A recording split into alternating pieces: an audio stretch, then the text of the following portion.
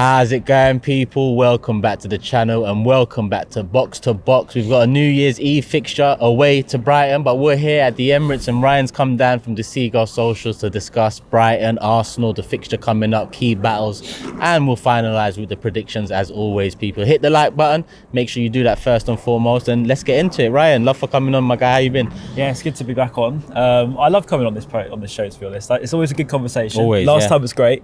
We're in a pub, a bit different. Now it's cold. But no, I'm excited. Gotta mix it up. We're both flying, so it makes it easier, doesn't it? We can stand here and be like, look, Brighton are playing well, Arsenal are playing well, and it should be good. Last time we were in a bad way. I think we had lost stupid amount of games. I think no win in about 2 months, whereas now we've come in. And I don't know. I think we've got a bit of confidence about us. Roberto De Zerbi's different to Potter. Yeah. So it's going to be good fun. Well, listen, as much as you say, the last time you come into it might have been looking a bit different for you guys.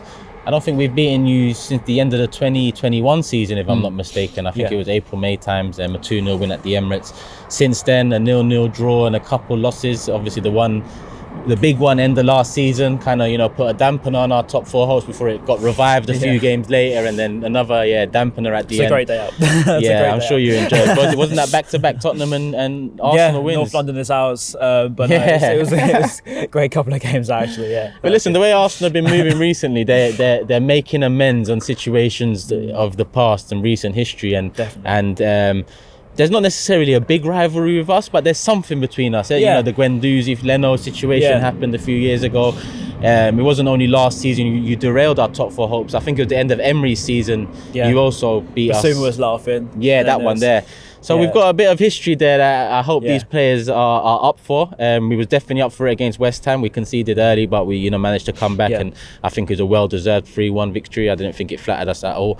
But Brighton, like you said, flying as well, in very good form. 7th in the league. Yeah, 7th, I think. 26 goals scored, 20 conceded. We blew. But what do you make of it? Because let's talk about the whole Graham Potter to De Zerbi situation. I'm outside looking in, everyone probably assumed, or most probably assumed, that this might be the beginning of the ends for Brighton. But he's really kicked on and moved it forward in a short space of time. This is the bit I love. Is because it's like we lost Potter, everyone thinks Brighton's gone, but we didn't lose Tony Bloom, so we've kept Tony Bloom, so we're fine. And I think that's genuinely the key factor in us at the minute. I mean, you've seen how we lose so many great players. We lost Ben White, so obviously you guys lost Kukurea, Basuma, and yet we still come back and perform better than we were before. And I don't know how we do it, but Tony Bloom's got such a great system in place, and it seems to work a charm every single time. And obviously losing Potter, it was hard to take. Obviously, I think there must have been a feeling amongst yourselves as well that we're very bitter. Everyone hated him. I think a lot of people still do hate him. Whether that's right or wrong, I don't know. I'll let the other guys decide that. But I don't know. I'm not going to be happy, but it's what it is, But we have to move on, and I think we have. We got the right guy, Roberto De Zerbi. I'm happy that we didn't just settle with mediocre. We've pushed it out. We found another manager that's forward thinking. That's he's young as well. He's 46, I think, which is younger than Potter. So he's different, and he's a lot more direct, a lot more quicker moving. Whereas with Potter, perhaps you'd always say Brighton played well but didn't score enough goals. Whereas it's now, Brighton score pretty freely. Now we get goals all around the pitch, and we seem to include goals from all over the pitch. I think it's a lot, more encouraging. But, going into the Arsenal game, I do get a little bit worried because we've got no Caicedo, no McAllister, who's obviously a World Cup winner now.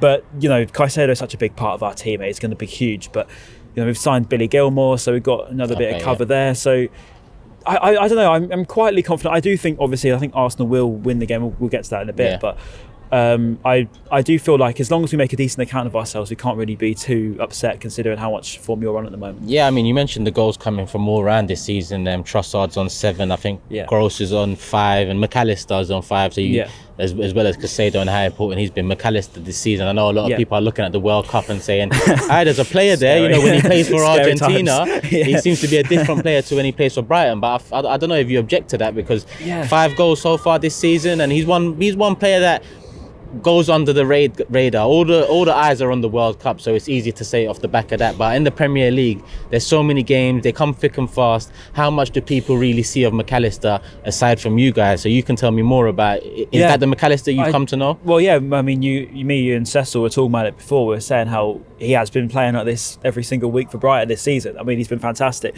And Potter moved him into sort of that 6 role. And it was so different. Everyone's like, okay. And then we lost Basuma, and it was like, you know, is he going to be good enough to cover that role? But if anything, he's probably been better than Basuma was, and we never thought we would be saying that. Obviously, he's helped by having Caicedo and helped by having Gross and Lallana on good form, when Lallana's fit, that is. But when he is fit, he's great. But we've got such a dynamic midfield that seems to work in different ways. It's so fluid. So even without McAllister, we've performed well. Obviously, we beat Southampton 3-1, for example. But at the same time, you know, he's just he's class. And I mean, you saw him in that final. I mean, I think he was probably man of the match in that game, to be honest. Amongst Mbappe, amongst the Messi and Di Maria, everyone talk about. But if you watch McAllister that whole game, he was fantastic. Yeah, he's playing for Brighton. You know? So, you know, he's one of Argentina's probably underrated players of the tournament, and he probably will go under the radar. But I think honestly, he's been like this all season. I do feel like he's a man of integrity. I feel like, I know I said this about Potter, funnily enough, and I thought it would be fine, but he left 6 games later. But I don't know, I feel like he is a man of integrity. He seems to love it here. He gives us a lot of appreciation, even out in Argentina. He said, you know, Brighton have made me what I am and everything, and he's given us a lot of respect, which I respect. And I hope that he sticks by that, sticks off another, you know, rest of this season. Maybe in the summer, if we lose him, I probably won't be so disappointed because it's his career. But, you know, I think he's a World Cup winner, right? Performing on the biggest stage. You're going to be looking at a big fee to take him away from Tony Bloom, that's for sure. And I'm sure you're not worried about those things. Like you mentioned, you've lost big players for yourselves in the past and managed to kick on from it. So we'll see what happens with a couple of players. Trossard's obviously entering his last 6 months, I believe. Yeah, well, no. He's got an extra year option. Okay. So that's actually a myth, so which is good for us. Is it the club option? The club. Okay. That's definitely going to be triggered So, then. yeah, we'll trigger that definitely. If he does leave, I've seen there's lots of rumours that he might even leave in Jan, which, you know, it'll be a shame, but like, you know, I just feel like we always bounce back with these things. I don't know how we do it. Matoma, as you've seen, is an absolute gem. Seems to be another diamond in the rough that we found. He is one to watch actually for the game on Saturday. He's just fantastic. He's got a great way of dribbling while keeping the ball so close to his feet. First touch is fantastic. We haven't really seen that at Brighton, really. We've had these great little tricky players, maybe more in midfield and defence, but Matoma going forward is probably different. But Trossard's always seems to turn up in the big games, and that's one thing we can hope for, I think, on Saturday. Look at Arsenal's side now, and it's, you know, for us it's very different times. Even from last season towards the end when we played you, it was all about top 4. Right now, you know, we lead the league 5 points clear going into the World Cup. We've come forward well in terms of the West Ham game, keeping that 5-point lead. What's your outlook on Arsenal now, and, you know, the key players that you need to nullify this coming Saturday to take something from the game? Yeah, I do you know what? I honestly think that I enjoy watching you play. I think I said it all the way back when you got me on here first time, probably a year or two ago now, to be honest. But when I first came on, I said I was a big fan of Arteta and what he's trying to do. You can see what he's trying to do. And now it's paying dividends for you, obviously, top of the league. Whether you will win the league or not, we'll never know. We'll see at the end of the year. But I think that what you've got is something special. I think you've got a good connection with your fans, which is probably different. Very different, I think that the way you play football's great to watch. I think he's obviously taken a big leaf out of Pep Guardiola's book. You don't work with him for 4 years and don't achieve anything. You know, you don't learn anything. So, no, I'm a big fan of Arteta. Your team as well. You got the youngest team in the league, right? Youngest or second youngest this season, one or the other. Yeah, last season was the youngest. This season we added, you know, Zinchenko and Jesus. That brought it up a little bit. But I think, either the youngest or second youngest. So, I mean, it's good to watch. It's fun to watch. And we share the goals just like you lot. You know, Martinelli and Odegaard on 6 goals. Saka's on 5. Odegaard's scary. I do get scared of Odegaard. He's a great player. But yeah, you've got talent all across the pitch. I am worried. I'm not gonna lie. Ben White coming back. I hope. Actually, I want to say this on the camera because I know that last time we got booed by Brighton fans, which really annoyed me. I don't know why we booed him. I don't speak for every Brighton fan out there, but I know that people that are actual Brighton fans said, why would we boo Ben White? What's he done wrong? And you got a good fee for him as well. It's not got a good fee. Like, you know, I know people just think Brighton fans are toxic towards Cucurella and stuff because he left for big money, but we're toxic to him because he put transfer requests in and he wanted to leave anywhere he went. You know, whereas Ben White left with integrity, went to England, gave us credit, gave Brighton credit for raising him, and 50 million, went to a bigger club. And, you know, you can't really be annoyed I get you 100%. We don't boo him. So, no, it's going to be scary, you coming back to the Amex and Ben White coming back to the Amex. But I have a little bit of thing just because we seem to always push it, don't we, together? Yeah, And it's yeah. never just quite as straightforward as we always think it's going to be with Brighton and Arsenal. But I Where think can we maybe, hurt you this Saturday? Like, where's your weak Good point? question. Because you have conceded 20 goals this season. It's not the most, but it's not the least either. So there is room for error there. Yeah, good question. I think that, we've lost Adam Webster to injury, which has been quite big for us. Saying that, though, we have got Levi Colwill from Chelsea on loan at the minute, which I would love to sign him on permanent. I don't know if that's possible. But he's sort of growing with Dunk at the minute. So maybe, he's 19 years old at the end of the day. So whether you go all out on a 19-year-old might be your way through. But I think, no, we're looking a lot more consistent at the back. I think the goals conceded came when, not so much when De Zerbi came in, but more so when it was all a bit of a mess. And I don't think we've got really too much to worry about at the back. It's more about, just quality beating quality. I think, you've got quality that's probably superior to ours, right? So our midfield three at the moment, Partey, Xhaka and Odegaard, it's too good at the moment. Such a solid unit, all complementing each other. When you say Casado and McAllister's out, how's your midfield going to look then? That's a good question, actually. Yeah, a good point, actually, even because that's actually where you can hurt us. I forgot I said McAllister's out, and so is Caicedo in suspension. So yeah, that's where you can hurt us. But yeah, who do you expect to see there then? Who do you expect there? I hope Billy Gilmour. Okay. I want to see him have a chance. He won the Champions League with Chelsea a year and a half ago, right? And he was good there. He did well at Scotland in the Euros. I remember he dominated that midfield against England in that 0-0 draw, which Scotland fans celebrate as a win. But but no, he was fantastic. And I think that there's a player there, right? He's 21 though, so whether we'll put him straight in, I don't know. But I'd love to see Gilmour have a go. He's a bit similar to Caicedo, quite energetic, good range of passing on him, quite clever as well, I think. Good turn of pace. So potentially Gilmour, Gross, Lallana, I'd expect. Maybe the holding midfield spot might be tough if Gilmour doesn't play, but we'll see. So is Odegaard the main man you're looking out for then, if you can shut down? Yeah, probably. I think that midfield is always where it's run in modern football, right? And I think especially with us two, as you say, we focus so much of our play through the midfield. I mean, De Zerbi's thing is to get through the lines and break the lines and pass through midfield and play a double pivot and all that sort of thing if you're a Twitter analyst. And that's De Zerbi's game. He plays through midfield. And don't get me wrong, these are the sort of games where a player like Gilmour or someone else, whoever it might be, steps up and has a blinder, and you say, well, they filled the gap and it didn't look like we missed anybody. But at the same time, you need to remember Caicedo's quality. You need to remember McAllister's a World Cup winner, as I mentioned. So it'll be tough midfield. Especially if you're on it. But you never know. And what's the hopes for this season then, before we work our way into predictions? What do you want bare minimum for Brighton this season? Is it European I'd football? love Europe. It's not out of the picture. It's not in the picture. I'd say it's early days, grey area. But I would love Europe. I really would. Just to be able to experience it, even if it has a dampener on next season. That's fine. Just to experience it as a Brighton fan, I was watching this club in League One, you know what I mean? So to be able to see us go to Europe would be absolutely unbelievable. But I'm not putting that as an expectation because we have lost so much. We've lost, obviously, Potter, as I mentioned, and so many staff and players. And January's going to be tough. I think that's going to be a big part. De Zerbi needs his men. He hasn't got his team yet. Who are you going to keep hold of as well, if there's any interest? Keep hold of Trossard. Keep hold of... even sign Levi Colwill down on a permanent, as I mentioned earlier. But... also probably looking at different attackers, possibly. I think that De Zerbi's mentioned that. He said that he's got a plan out with the club that he wants certain players in January, whether we bring in another defender with Webster's out as well. But yeah, we've got maybe some time before we look for Europe, but as long as we're above mid-table or mid-table thereabouts, I'd say that's a successful season. Especially in a season where you've lost a manager that was there for so long. People would consider him our best ever, right? So But we move. Let's get into predictions then, Ryan.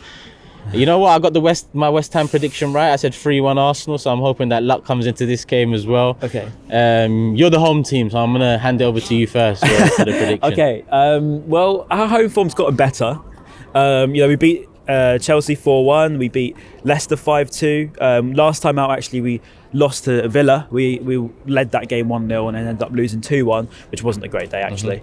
So that was the last time at the Amex. Away form's good.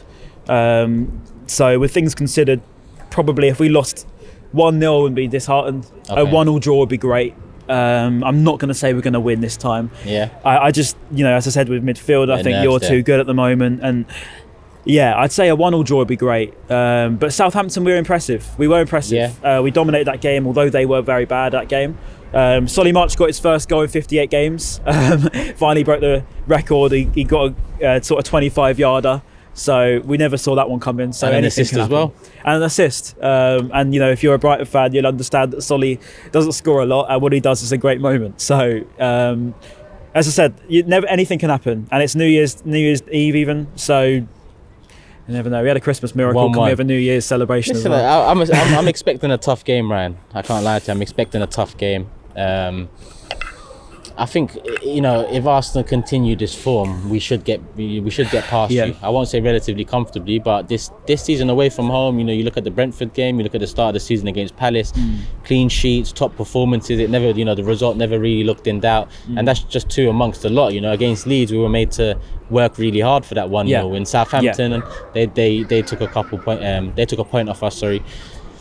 But I'm going to go with a 2-1 Arsenal win. I think it's going to be a tough game for us. I'm interested to see how Brighton approach it. Will they approach it on the front foot, being the home team? And I'd imagine we will, if I'm honest.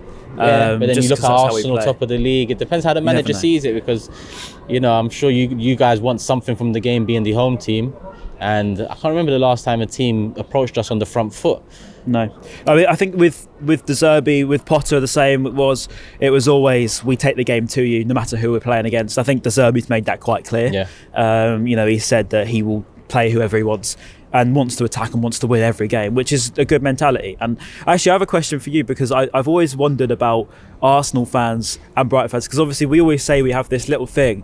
Is it a common actual thing that Arsenal fans are worried for the Brighton game, or not? It's hard to be worried now in the form that we're in and where we are in the league, but you cannot be dismissed. Like I said, Brighton have caused a couple of the most painful moments over the last 5 years for Arsenal, and that was just related to top four. Both times. This time, it seems like we're on to bigger and better things. Like you said, whether we win the title or not, we'll all see. It's only 15 games into the season. It's very early days to say whether you'll get Europe or we'll win the league. But there is an aspect there where Brighton, in my opinion, have been a bit of a bogey team in recent years. So there is nerves there in that sense. I don't think we'll lose the game. Okay. And that's the change that Arteta's brought, because in seasons gone past, I always know that Brighton's going to be a difficult game, and we could lose a point or two, or whatever it is at come the end of it. But like I said, there's nerves there. I'm going to go with 2-1 just because of the form we're in, Ryan. Okay, we'll see. And the players that you mentioned, Odegaard, I look at Saka and Martinelli, who taken on their responsibilities over the last couple of years, keep on kicking on. Any target that comes in front of them, they smash it down. Eddie Nketiah got a goal against them, West Ham. I'm looking for him to build on that. Eddie actually scored against you in the League Cup. In the 3-1 loss. He's a great player, Nketiah. I always feel that he's probably more overlooked. I just think that he's a lot better than people give him credit for. I really do. I've always said it about Nketiah. You can go through my old tweets if you really like to, because I've always said that I'd love us to sign him, and Brighton fans were saying, we don't want Nketiah, we want someone more established. And I was thinking, no, but this kid is genuinely very good. I mean, there's no wonder you gave him $100,000 a week contract, right?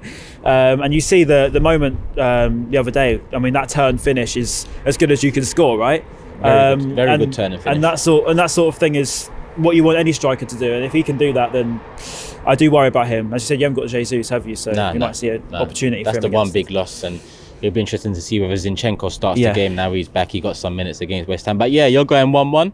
I'm going 2-1 Arsenal. 1-0 with heart, I think. With heart. But we'll take more. Listen, people, make sure you've hit the like button and give us your thoughts in the comment section below. Your predictions, lineups, key battles, all of that as usual. And love for the love. We're at. Shop for AFTV merch at shop.aftv.co.uk. Subscribe to us on YouTube. Follow us on Instagram, Facebook, Twitter, TikTok, Snapchat and Twitch. We've got content for every platform, so check it out.